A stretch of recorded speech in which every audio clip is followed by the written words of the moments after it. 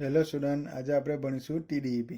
ટીડીઈપીમાં last time આપણે ભણી ગયેલા સ્ટ્રેન ટાઈપ ઇન્સ્યુલેટર. હવે ભણીશું સેકલ ટાઈપ ઇન્સ્યુલેટર. તો સેકલ ટાઈપ અથવા તો રીલ ટાઈપ પણ કહેવામાં આવે છે. આ ઇન્સ્યુલેટરને રીલ ટાઈપના ઇન્સ્યુલેટર પણ કહેવામાં આવે છે.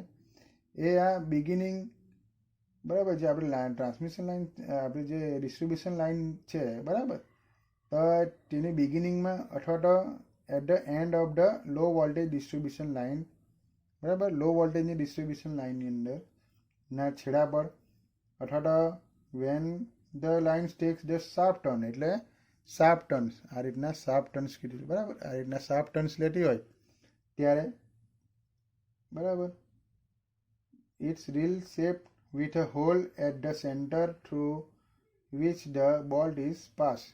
આ રીલ છે બરાબર, આ ફરે આ રીતના વચમાં, આની અંદરથી ટ્રાન્સમિશન લાઇન, જે ડિસ્ટ્રીબ્યુશન લાઇન લેવામાં આવશે બરાબર છે. એમાં યુ ક્લેમ છે. ક્લેમ કેવો છે? યુ પ્રકારનો છે બરાબર. એની અંદર આ ક્રોસ આર્મ છે, એની સાથે આ યુ ક્લેમ ફિટ કરેલો છે. આપણો ક્રોસ આર્મ છે, એની સાથે યુ ક્લેમ ફિટ કરેલો છે બરાબર છે. એની અંદર રીલ ગોઠવેલી છે, આ પોર્સેલેનની છે બરાબર. Conductor is kept on the groove provided on the central portion and tied with the help of soft binding wire.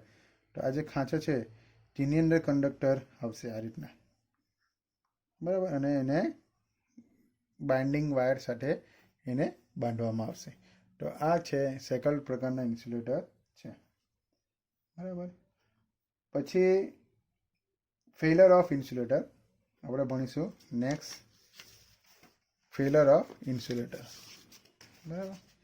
તો નેક્સ્ટ આપણે જો ઇન્સ્યુલેટર ક્યારે ફેલર થાય, ક્વેશ્ચન આ રીતના પૂછાય. ફેલર ઓફ ઇન્સ્યુલેટર બરાબર. તો ઇન્સ્યુલેટરનું ફંક્શન શું છે? તો સપોર્ટ આપવાનું કામ. કોને? કંડક્ટરને. પછી એ ઇન્સ્યુલેટરનું બીજું કામ છે ઇન્સ્યુલેશન બરાબર. અર્થથી એ ઇન્સ્યુલેશન આપે. તો ઇન્સ્યુલેટર ફેલ પણ થઈ છે બરાબર. તો સિચ્યુએશન નીચે પ્રમાણે સિચ્યુએશનમાં ઇન્સ્યુલેટર ફેલ થઈ જાય તો પહેલું આવશે પંક્ચરિંગ. તમને પૂછે વોટ ઇઝ પંક્ચરિંગ બરાબર. તો if the material of the insulator is defective, તો જે મટીરિયલ છે ઓફ ઇન્સ્યુલેટર ઇઝ ડિફેક્ટિવ. એ કેવું છે? ડિફેક્ટિવ હોય બરાબર. અથવા તો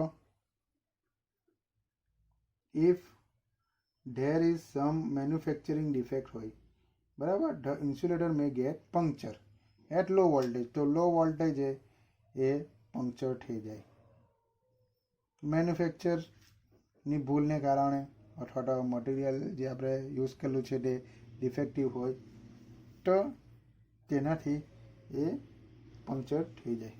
ઓછા વોલ્ટેજ પર, લો વોલ્ટેજ પર એ શું થઈ જશે? પંક્ચર. સેકન્ડ થશે flash over.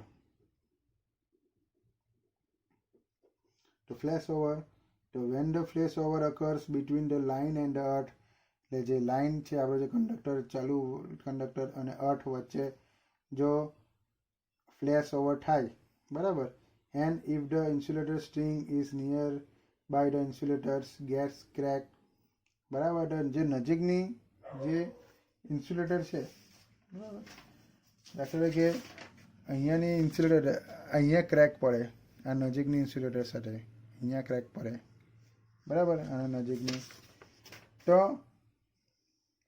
Due to the heat of the ફ્લેશને કારણે, એટલે તણખાને કારણે બરાબર, એનાથી શું થશે? એ ક્રેક થશે બરાબર. The arching horn is use to keep the flash away from the insulating string. તો એ ફ્લેશ નહીં થાય તે માટે આપણે આર્ચિંગ હોર્નનો ઉપયોગ કરવામાં આવે છે બરાબર, ઇન્સ્યુલેશન સ્ટ્રિંગ. પછી લાઇન સર્જીસ આવે, બરાબર. ત્રીજું છે લાઇન સર્જીસ.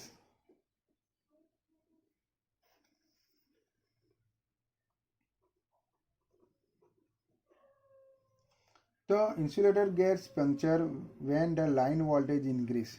જો લાઇન વોલ્ટેજ ઇન્ક્રીઝ થાય ત્યારે આપણે ઇન્સ્યુલેટર પંક્ચર થાય due to the lightning or due to the other reason. બરાબર. લાઇટનિંગ એટલે વીજળી પડવાને કારણે અથવા તો કોઈ પણ બીજા રીઝનને કારણે. ચોથું છે પોરોસિટી. પોરોસિટી એટલે ઇફ ધ ગ્લેઝિંગ ઇઝ ઇનપ્રોપર, એટલે જે ઉપરનું જે ગ્લેઝિંગ કરીએ આપણે ઇન્સ્યુલેટરને તો એ ઇનપ્રોપર હોય અથવા તો ડિફેક્ટ હોય મેન્યુફેક્ચરિંગની, બરાબર. મોઇશ્ચર અને વોટર અંદર જતું રહ્યું હોય બોડીની અંદર તો ઇન્સ્યુલેટર ડિક્રીઝ, એની ડાઇલેક્ટ્રિક સ્ટ્રેન્થ કેવી થઈ જાય? ડિક્રીઝ થઈ જાય. તો ડાઇલેક્ટ્રિક સ્ટ્રેન્થ એ ડિક્રીઝ થઈ જાય, બરાબર. તો એનાથી શું થશે? ઇન્સ્યુલેટર પંક્ચર થશે. પાંચમું શોર્ટ સર્કિટ થાય. શોર્ટ સર્કિટ આપણે જોઈએ તો બર્ડ્સ કે પક્ષીઓ એના માળા ક્રોસ આર્મની ઉપર બનાવે છે, બરાબર. અને એ કોઈ સમયે વાયરનો ટુકડો પણ સાથે લેતા આવે છે, બરાબર, ગ્રાસની સાથે. તો જે વાયરનો ટુકડો છે એ કંડક્ટર સાથે જો લાગી જાય અને ક્રોસ આર્મ સાથે જો લાગી જાય તો શોર્ટ સર્કિટ થાય, બરાબર. તેના કારણે શું થશે? ફ્લેશ ઓવર થશે અને તેના કારણે જે ઇન્સ્યુલેટર છે તે ડેમેજ થશે. 6 છે ક્રેકિંગ. તો ક્રેકિંગ શું છે? તો ઇન્સ્યુલેટર 3 પ્રકારના મટીરિયલ્સના બનાવેલા છે અને તેને સિમેન્ટથી ચોંટાડવામાં આવે છે. તો પોર્સેલિન અને steel having different coefficient of linear expansion are use. તો પોર્સેલિન અને જે સ્ટીલ છે તેના જે અલગ અલગ પ્રકારના કોએફિશિયન્ટ છે લિનિયર એક્સપાન્શન, બરાબર. તો તેનાથી શું થશે?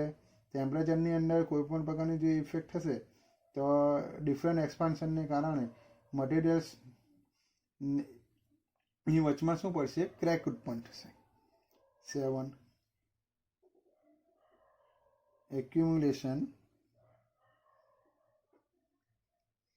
accumulation of dust. તો ઇન્સ્યુલેટરની જે સરફેસ છે એ પ્રોપરલી ગ્લેઝ નહીં કરેલી હોય અથવા મોઇશ્ચર અંદર જાય, બરાબર. તો એની ઉપર શું ચોંટશે? ડસ્ટ ચોંટશે, બરાબર. તો તેના કારણે જે લીકેજ રેઝિસ્ટન્સ શું થશે? એ ઓછું થશે. પરિણામે ફ્લેશ ઓવર થશે અને ઇન્સ્યુલેટર આપણું ડેમેજ થશે. 8મું છે મિકેનિકલ ફેલર, બરાબર. મિકેનિકલ ફેલર આપણે જોઈએ તો ઇન્સ્યુલેટર પર લોડ જો ઇન્ક્રીઝ થાય, બરાબર, તો એની કેપેસિટી કરતાં જો ઇન્સ્યુલેટર પર જો લોડ ઇન્ક્રીઝ થાય તો ઇન્સ્યુલેટર આપણું તૂટી જાય, બરાબર. તો this happens during the storm act, બરાબર.